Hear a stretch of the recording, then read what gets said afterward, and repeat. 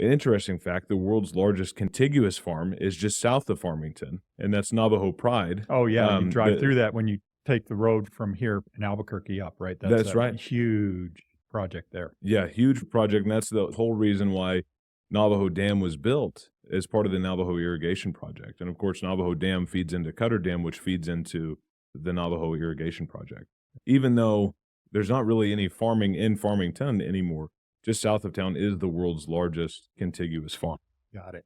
Got it. So it sounds like economy right now in 2025, is it pretty diverse, would you say? Because I know you guys have gone through those boom and bust cycles Right. because of the oil and gas, true? Right. What would you say it's like now in Well, 2025? so now oil and gas represents less than 10% of our total economy. Okay, In 2008, and I could have my numbers wrong, I believe it was 38% of our total economy in got it. 2007, 2008.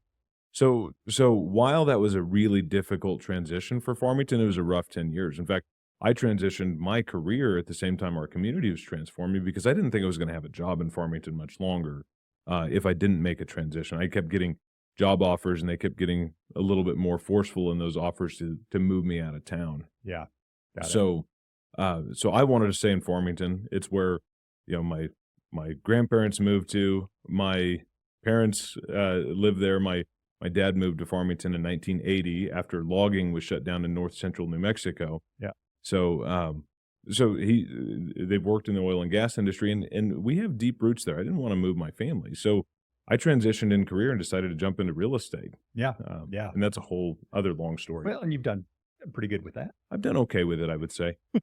So let's talk about quality of life. So we talked about the economy. We've, just kind of how it's evolved over time.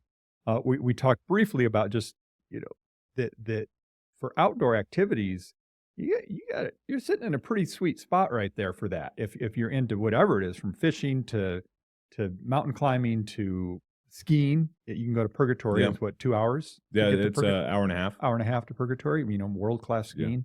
But let's talk about just quality of life. So what do you think? Is there a lot of retirees there? Is it families? Is it a mix? What do you see?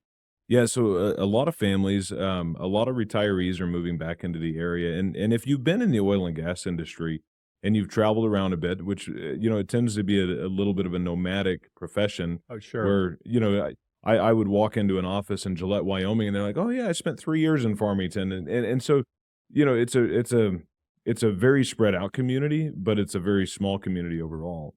But if you've been in the oil and gas industry and you've moved to all of these different places with oil and gas, you end up retiring in Farmington.